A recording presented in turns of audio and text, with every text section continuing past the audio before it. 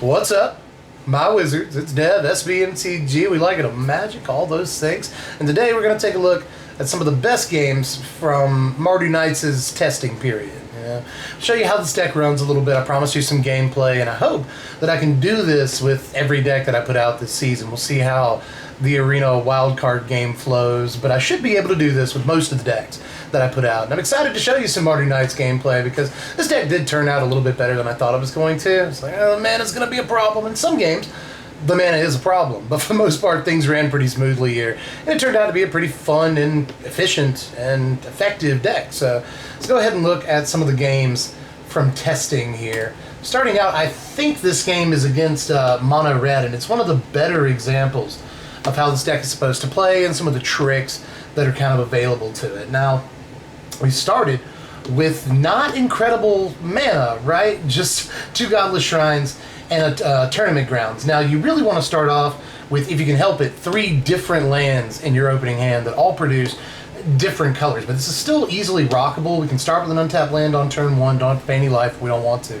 Live in Orbital Knight. Now, they shock it, but that's okay. Against Mono Red, I kind of don't mind one of our guys getting shocked on turn 1 because we don't actually lose anything in terms of tempo, and they don't gain anything in terms of tempo. We're still going to get our 2-drop. They still played something on turn 1, but it didn't actually, affect their side of the board in any way, so it denies them a fast start. I'm happy with that. We get Stormfist Crusader turn 2, and they actually don't have a turn 2 play, and I think that's what's going to end up, benefiting us the most in this game. We can start steamrolling here, play Inspiring Veteran, get in for 3. We've already done 1 on the Stormfist trigger, so this is where we can really start, getting some damage in as the game goes on. Now, one thing I want to address is I'm sorry that my apartment looks like crap right now. we can walk and chew gum, and we can talk about other things while we talk about Magic. It's one of my favorite things to do in these videos. Now, there's like a rug against the wall, and there's 2 boxes and a box over here and like a bunch of boxes leaning up against this thing. There's crap everywhere. There's a failed science experiment up here right above my finger. It looks like we're trying to grow something illegal, but we're not. It's actually, we were trying to grow pineapples out of pineapple tops. It turns out you can do that, but you have to pay attention to it, which is not something that we do very well around here, so that didn't work out. But opponent's on Chandra's Spitfire here, so we know what they're up to. It's Cavalcade of Calamity deck. We're going to use this turn, I believe, if I remember correctly, just Conclave Tribunaling. I think we play Fervent Champion into Conclave Tribunal this Spitfire, and then we can just attack in. So that's exactly what's going on. Thought about the Embercleave here because we can cast it, but instead, I'm just going to save Embercleave for a future attack step and go ahead and get rid of the Chandra Spitfire before they can do anything crazy, Which, if we were to swing in with everything, I'm sure they'd block and we could Embercleave and get rid of the Spitfire. But again, I like to, or at least in this case, I wanted to save Embercleave to where we could get more damage through in a combat step with it. So that's why I opted for Conclave Tribunal here.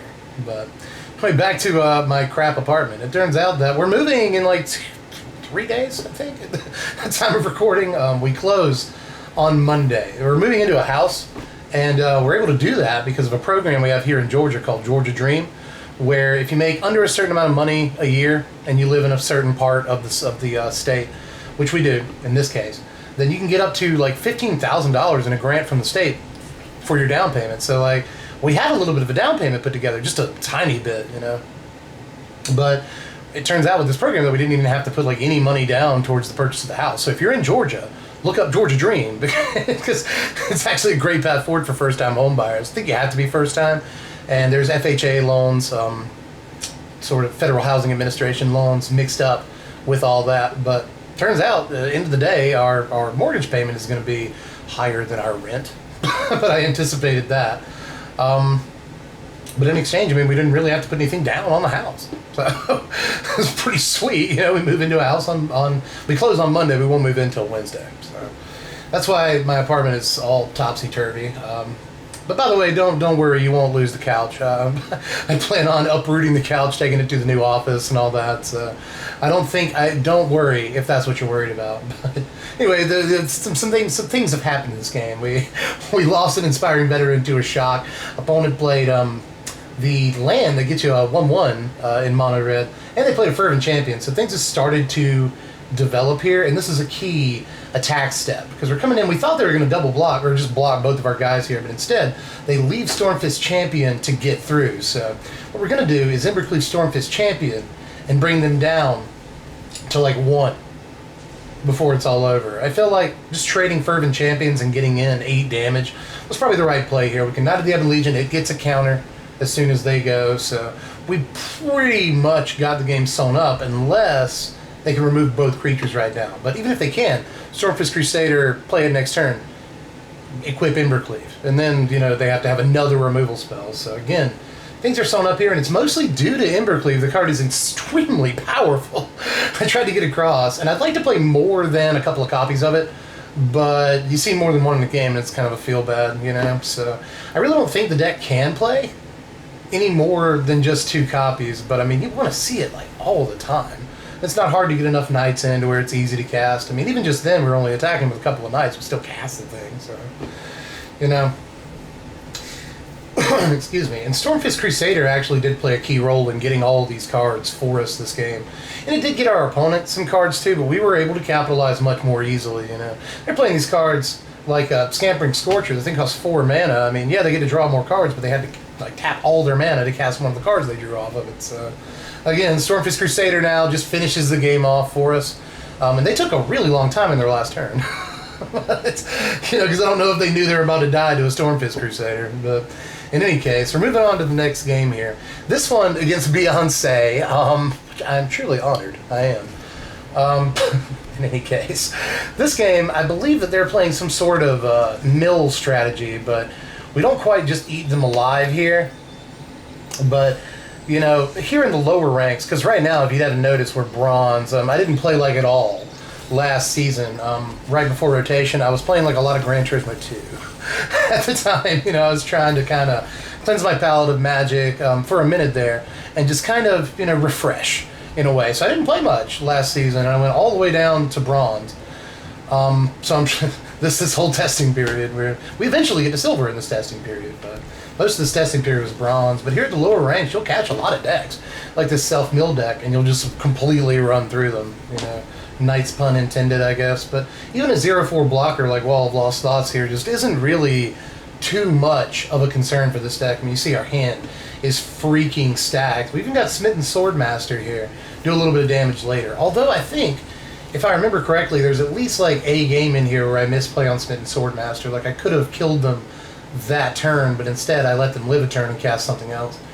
So I think that happens, and it might be this game, but still, if it is this game, I think it's because we didn't really feel much pressure. Like at some point, they're going to get down to Drowned Secrets, but you know, even at this point with like Merfolk Secret Keeper in the format, I just don't think this deck like has what it really needs, especially this 3-color version.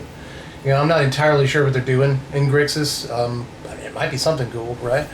But I just never really got a chance to see the full scope of what they're attempting here. But it's obviously some kind of, you know, self or just mill your opponent deck, and especially against these fast aggro decks, I just don't know that these decks are going to have a chance in this format. You know, Ashiok, Merfolk Secret Keeper, Wall of Lost Thoughts, Drowned Secrets, they're all great cards, but I've been having trouble making it work, and this opponent's having trouble too. We get a nice here on the double Stormfist Crusader. And I guess the opponent figures it can only help them. You know, they don't, I mean, they care about their life total. We don't really, but if our opponent draws more cards, it's just more mills for them, more removal, all that. See, there's Drowned Secrets. And there's an Overwhelmed Apprentice. Yet another card this deck got that I'm just not sure is enough. They did get double Fervent Champion off of the Drowned Secrets, and an Inspiring Veteran off of the Apprentice trigger, but it's, I mean, it doesn't matter how many good cards you get, right? We're getting amazing cards too. We just double landed there, but we did get a Light Up the Stage off the actual draw step. Light Up the Stage is one of those cards that like kind of caught a lot of people by surprise in the deck tech. I saw people scratching their heads like, I get Skewer, but I don't really get Light Up Stage and all that, but it's actually one of the more important cards in the deck for just generating card advantage, and it's pretty decent, especially in the mid game. If you've got a Stormfist Crusader out, you know, you just automatically get Spectacle on it. You see that interaction here. It's often really, really important. You see me trying to choose, and I go with Light Up the Stage here between Light Up the Stage and Knight of the Ebon Legion or whatever. But what I should have done is Smitten Swordmaster. This is the play. At least I believe it to be. Yeah, I think that's right, because for some reason... Okay, yeah, they double block here. And I couldn't figure out this double block. I'm going to switch the order. There you go. And so we get in for 6. And we could have just Smitten Swordmaster this turn in 1. But I didn't... I guess I anticipated getting, you know, 2 guys getting blocked there. So that's probably why that happened, but still. I guess it still counts as a misplay. But, I mean, we pretty much got it sewn up. Here's a Secret Keeper, so they can block all of our guys, but they're going to die. Yeah, so I guess they scoop up the game, they're going to die to Stormfist Crusader. So that's 2 games that we've effectively won off of Crusader damage. You know? It's another thing I said in the deck tag that people were like, I don't know if you're going to get too much reach off of Crusader, but you see it illustrated right here. So let's go into the shortest game. If memory serves, this is the shortest game of testing here. Bit of a non-game, but I still wanted to include it because it's a clean win, and clean wins count. I think that this is illustrative of what this deck can do on opponents that get, you know, bad starts. And by the way, that took me so long because I just couldn't get the swamp to drag on my laptop. I did get a new laptop. It's actually a laptop that I bought for my wife months and months ago. But now she's decided she's done playing The Sims on it. So she's like, you can have my laptop. So I'm playing Arena on that laptop. It's actually really, really nice. I have been playing it on a really garbage laptop from like 2011. So it's a whole new world. But you see what we're doing here, you know, Knight of the Ebon Legion turn 1, turn 2, we can go Inspiring Veteran, get in with the Knight. I mean, starts like this are exactly what the deck wants. We can get another Inspiring Veteran next turn if we want it. So, go Castle Lock playing tapped, Inspiring Veteran, get in for 1 million. When we get in for 6 here, and 4, 5, 6, 7, 8, 9, 10, our opponent will be at 2 next turn, they don't cast anything, so you're just going to scoop it up. I mean, that's how fast this deck can be. If our opponent does get a slow start, it's just over if they don't have a sweeper in their hand. So let's go to the final game that we have for testing here. You see that we did make it to silver. So, and we just blew through most of the bronze tier to get to silver. So the deck is at least good in the lower tiers of Arena, but I'm not really sure how much that actually means, and I'm well aware of that, don't get me wrong. The mana's looking decent this game, but not necessarily the turn sequences. You know, we can go Crusader, Crusader, and double Crusader starts are always going to be like probably worth doing if you have the mana for them, and we did here, so we went for it. And usually, again, I tried to explain this as best I could the few times that I've talked about Crusader, you know, the top 50 list, in the deck tech and all that, but the whole secret to Stormfist Crusader, and in some ways this deck, period, you know, you see how strong these Crusader starts have been in just these few games we've looked at, is that we leverage these cards way better than most of our opponents. You know, a lot of people are on some sort of mid-range strategy right now, and with that in mind, the ability to draw, you know, 2, 3 extra cards by the time you hit turn 4 or turn 5 is much more beneficial to us than it is to most opponents who, they might be drawing cards, but you know, they're drawing 4 and 5 drops. So they can only cast 1 thing a turn, whereas we get to double and triple spell because of Stormfist Crusader, and that is such a huge advantage. And we're piling on damage all at the same time. You know, we're getting a guaranteed 2 damage a turn off Crusader. And that says a lot in your aggro deck. Now, here they go with Fairy Vandal. And this was actually something that kind of made me nervous when they first played it, because they're going to get Improbable Alliance. I believe it's on this turn. Yeah, they go Alliance. And here we're faced with a situation where we have to play Out from Under. We even give them a nice. We have to play Out from Under an Improbable Alliance when we have 2 Stormfist Crusaders, so that guarantees they get a 1/1 flyer every turn on our turn, which is not good. But we still pull it off here. In a way, Improbable Alliance is a perfect foil to double Stormfist Crusader. You know, because they just get insane value. But this is a good example of a turn where, again, we get to double or triple spell some of the time, and it really doesn't matter what kind of value our opponent gets, because we're going to end up with more. You know, Inspiring Veteran, suddenly our Stormfist Crusaders are both 3/3s. And we still have the mana to play, you know, a Venerable Knight. So we can play 2 if we take the damage. So, whew. I'm going to go ahead and attack first, see what they do here. So we're going to lose the Stormfist Crusader, but here's the secret. They actually screwed themselves here. They should have let us keep both Stormfists in play, right? Because then, again, they guaranteed themselves a fairy every single turn. So they took care of that problem for us. And at this point, it's worth the life to, you know, get this other Venerable Knight, just so we can expand our board state as much as possible and just really put ourselves in a good position for the next turn. So, and they're going to 11 off of Crusader.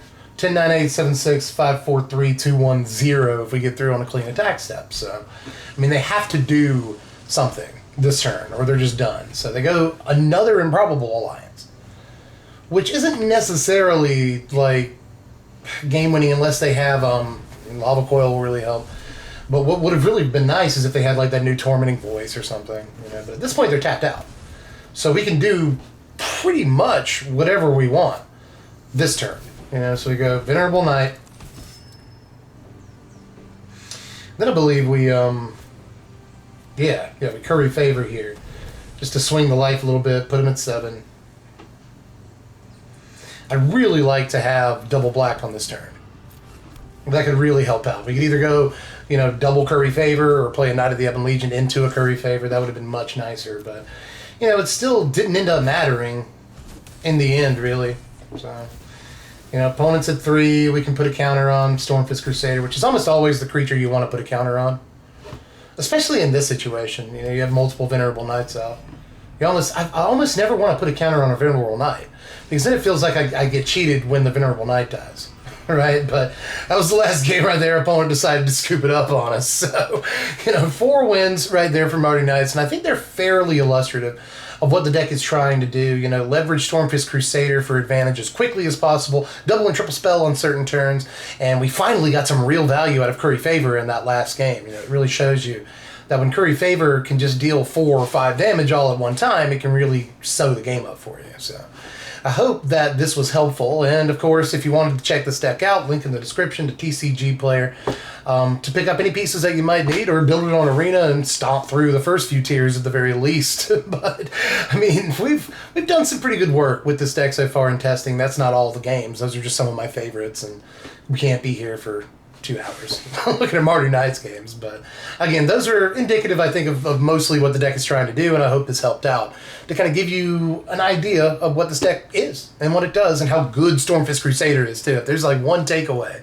from this video, note how well Stormfist Crusader performs in pretty much every single one of these games. So again, link in the description if you want to check it out on TCG Player. Lowest price is available for pretty much any of these cards. So check that out. Check out the Patreon if you want to support content like this. $1 a month lets you pick what decks that we do next. And of course, if you don't want to put effort in doing any of those things, at least like the video. Hitting thumbs up takes like very little time out of your day, and it puts me in more recommended feeds. Sub to the channel if you want more content like this, and I think that I am done for this one. So yeah, I've been Dev from the Place. Thanks for watching, my wizards. Spread love and be kind.